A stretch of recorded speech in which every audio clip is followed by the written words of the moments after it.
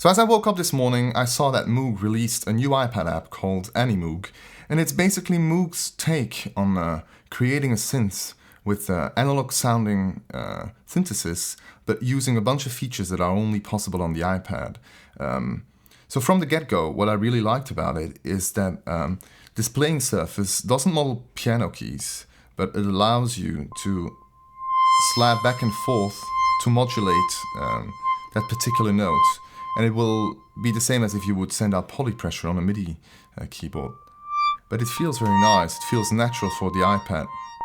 And then you can go to the left and to the right to do some glide sounds. It's basically been what I've always hoped to get in an iPad instrument.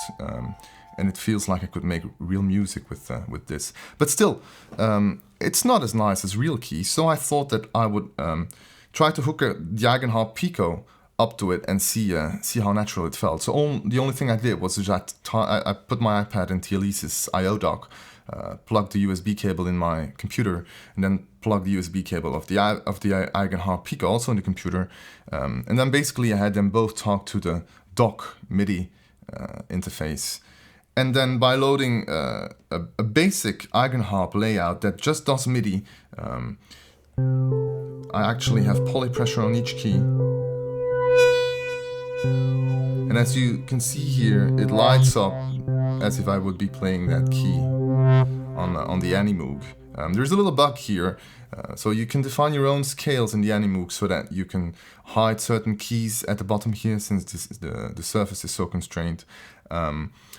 But what it doesn't do is map this the other way around. So as MIDI notes come in, it doesn't translate a MIDI note into the actual position on the remapped keyboard. So it highlights the wrong one. So this should be a C. It highlights an F.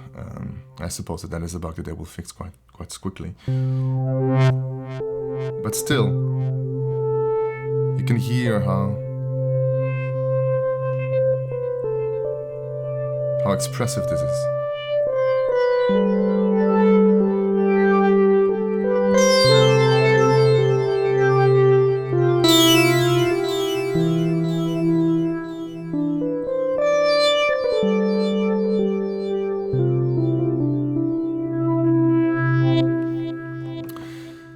So, one of the basic ideas behind the Animoog, it seems to me, because I couldn't find much information, there is no manual available yet. Maybe that's because it was released too soon on the App Store. So, it took me a while to figure this out. But what seems to be the synthesis model here is that you don't have a single oscillator or sample sound source. Basically what happens is that you've got a bunch of timbres that are set up in a vertical grid here. So you can select up to 8 timbres, and then you've got this XY path where you can draw a path. So I can rearrange these dots here and then add some new ones. What basically happens is that a note will travel down the path that you drew. And actually, vertically, it will move over these grids, which will make it morph in between the timbres that you set up here, which can give this very nice evolving sound. And then at the same time, this also gives you a modulation source, because each note travels in a two-dimensional grid and provides you with X and Y positions that you can then use here in the modulation section and change the source. Instead of being an LFO, you could use the X position or the Y position, and then you could tie this, for example, to filter drive. So, and then as it travels through this, it will change. It will change the filter drive. So, and then you can set how much it influences it.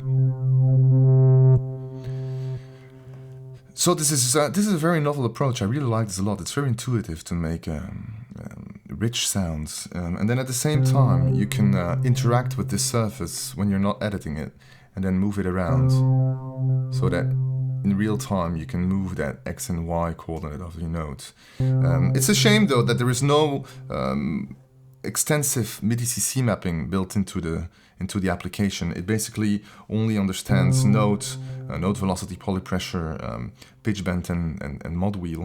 If it would support Midi Cc, it would be really nice if I could map, for example, this key so that I could control this straight from the Eigenharp keyboard. But I kind of suspect it's just a matter of time, because CC control over the rest of the synth section here would be really nice, and I can, you can interact with the filter frequency directly. It would be nice if I could map this to a knob here somewhere, so that I can play this directly without always having to go back to the iPad surface, and basically having everything that the synth provides mapped to real buttons.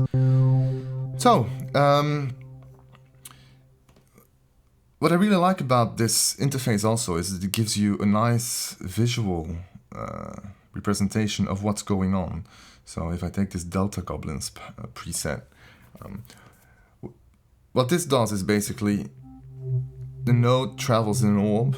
So this is two things that you can do with when a node travels over this XY grid, is you can have it follow an orbit and set the X amount and Y amount that that changes at each step, and then the speed at which it travels through this orbit.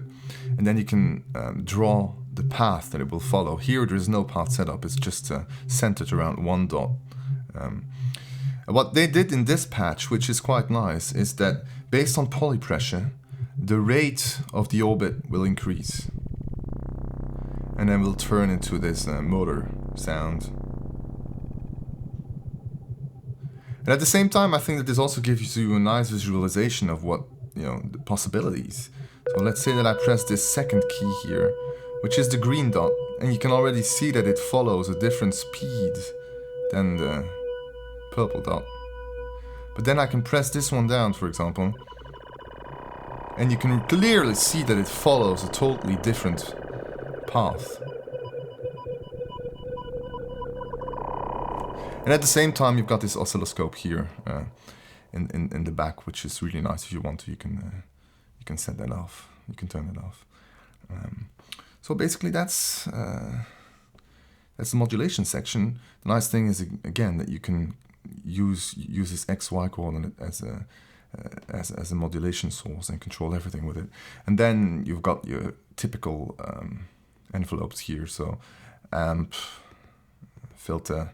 You can rearrange everything while you're playing. Modulation envelope. So this is a 1.0 version. It does crash once in a while. Let me start this up again. Select the dock interface. It's working again. Let me go back to, I really like this evolving echo plug.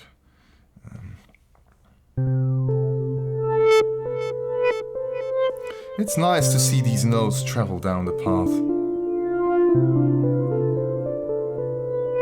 So what else is there in this Animoog application? So path, orbit, and filter can be found here.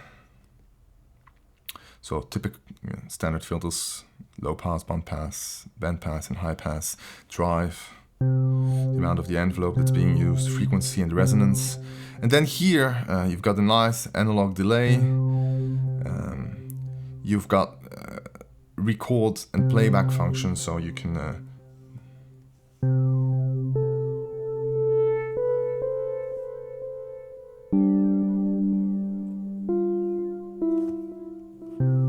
then it will start playing it again.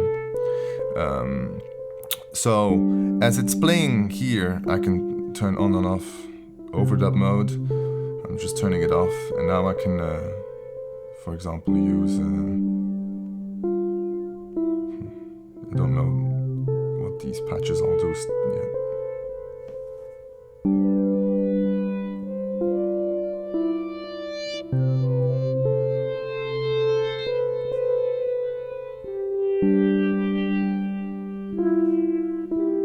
Okay, I like that. No.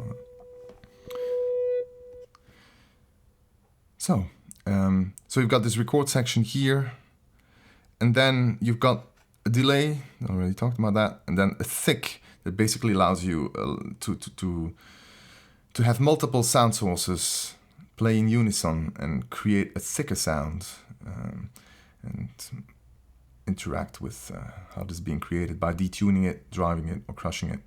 And that's basically the whole synth section. It's, in my opinion, quite simple, actually. It's this XY pad that does a lot. And then some basic controls here, volume. I don't know what a core is. And then glide. Glide basically is how fast a note glides in between other notes when you're in legato mode.